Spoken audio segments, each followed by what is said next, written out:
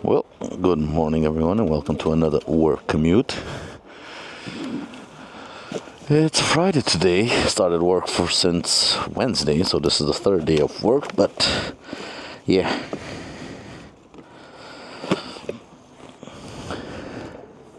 So I'm back on the regular grind, going to work, coming back home, riding Donnie, and yeah, a bit of a discussion today about this thing and what it actually means working on your own bike, because although some people might tell you it's cheaper to work on your own motorcycle, well, there are a couple of caveats. There are a couple of strings attached that nobody tells you about. So let's get them fired up. There we go. Get them all. There's a lot of dew this morning.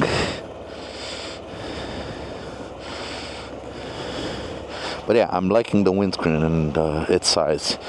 It does look a little bit weird. I'm used to seeing the big, tall GV windscreen, but this little one is definitely looks a little bit weird. But yeah, I like it in terms of size. Granted, execution is pretty bad with all the cracks, but again, we're still testing, we're still experimenting, and I will get it right before I have to load them up on a container. Well, there's another car going down the wrong way, because this street is now a one-way street, and yeah, asshole. So yeah, what are we looking for? Oil temp, 23 degrees. Let's fire up Osmand, because that's gonna be my preferred navigation software for the Cannonball, so I really need to get used to it.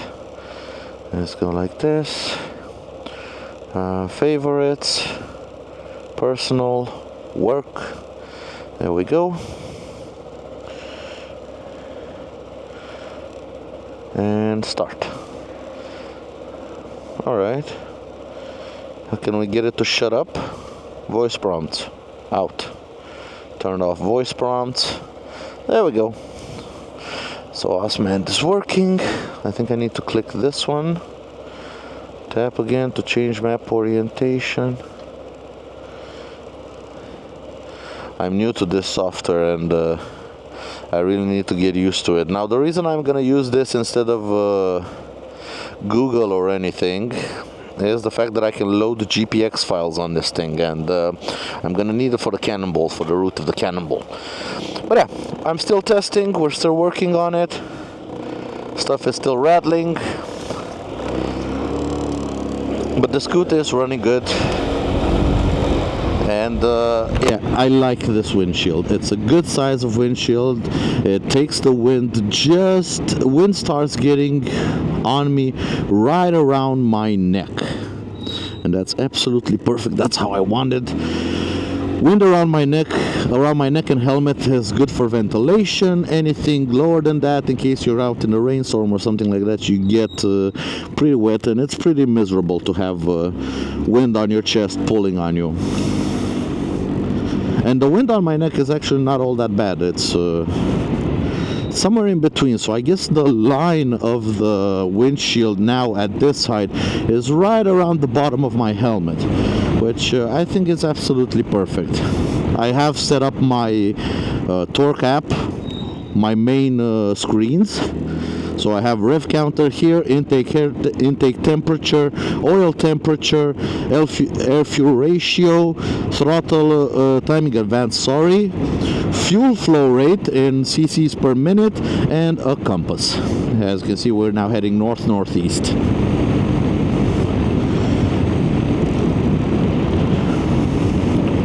I am trying to get everything buttoned down. I have ordered my tail bag. I have ordered my fuel cans. Those should be arriving in about a month. I did order them from AliExpress. Like I've said, I'm on a budget, as many of you know, so we're gonna do this on as tight of a budget as we possibly can. But speaking of tight budgets, so the title of the video, working on your own motorcycle or scooter, is expensive. Granted, many people tell you learn to work on your own bikes because it's cheaper, you get to do your own work, and I agree. It can be cheaper and it can be a lot more fulfilling than just taking your scooter or motorcycle to a shop and having them do the work.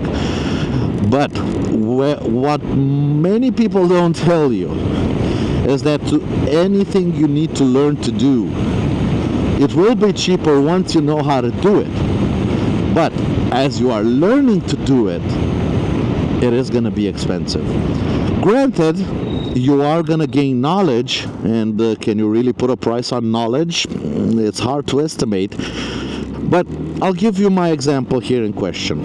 This windshield, okay? I've basically messed up a perfectly good GV windshield. Now, granted, I am in the fortunate position where I can get replacement windshields from work at an employee discount, and we do have them in stock. I have about 5 of them in stock, so I wasn't really worried about. Plus, this was about 3 years old and scratched up, and yeah. But at this height, I don't care if it was scratched up. It didn't need to be changed.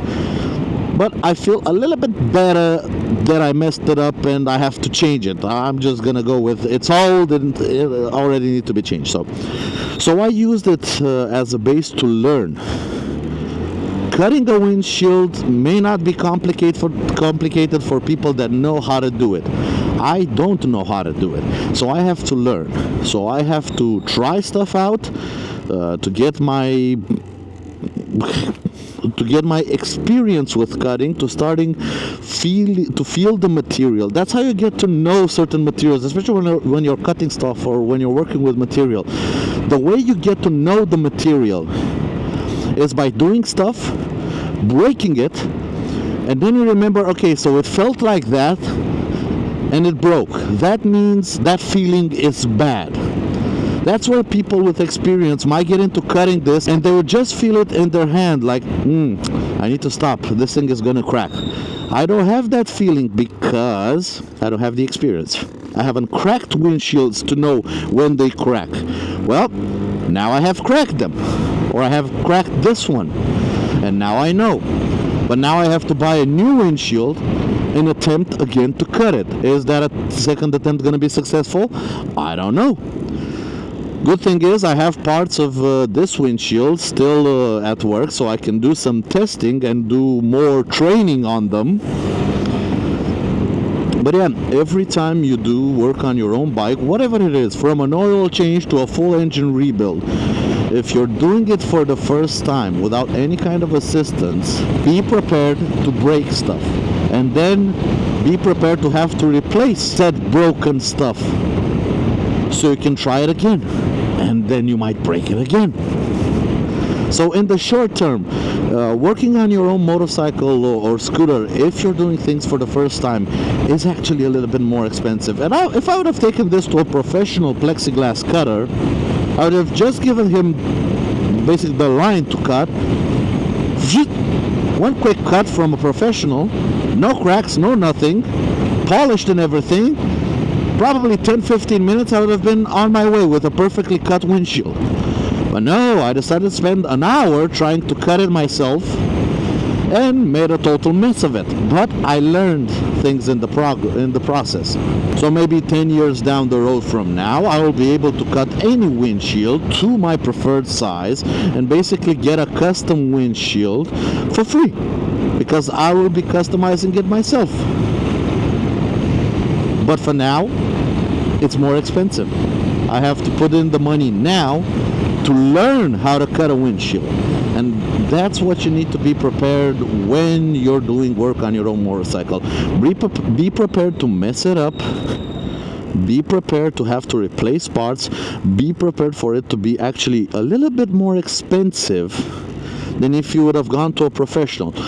But in the long run, once you get the knowledge, once you know how to do it, it can actually be a lot cheaper, because in the long run, you don't have to go to a professional anymore. And furthermore, you can actually start doing it for others and maybe get a little bit of money, get a little hustle on the side. like changing oils, cutting windshields, changing brake pads, changing tires, whatever it may be.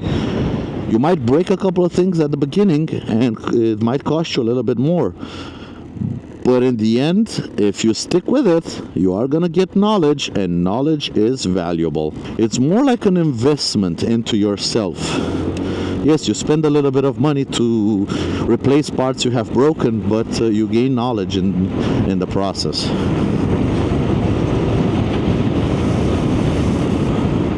So yeah, just wanted to give you guys a bit of a warning on this little work commute. It was a topic on my mind because people always ask me, oh, I see you doing stuff on your own scooter, that's so awesome, could you please do it on mine? Or I want to do the exact same things as you do, it's probably cheaper than going to your service department. And I keep telling them, one, I'm not going to work on your bike because I am still learning. I am no professional. I constantly mess things up and have to fix them. So I don't want to mess up customer bikes. Dumbass. So I don't want to mess somebody else's motorcycle or scooter. Really, no signal, no nothing. Just change lanes like that. Why not? Why the hell not? Bucharest traffic. So yeah, I'm not going to work on somebody else's bike experimenting stuff. And if you want to do what I do, be prepared to break stuff. And be prepared to buy stuff again and try to modify it again. Come on, give me a little bit of room. There's some police coming. Police and ambulance. Now, can we fit Donnie through here? Thank you. A little bit of room from the kind van driver. This stretch of road is always messed up. People have a ton of room on the right hand side, but they don't want to move over. I don't know why the cars on the first lane just stick to the right hand side to the left hand side so much. They're basically partially driving in the second lane when they have a ton of room on the right lane. But I really do not want to go on the right lane just to avoid. Yeah, get your Mercedes out of the way. I'm not worried if I scratch it or not. My scooter is a lot cheaper than your Mercedes. Come on.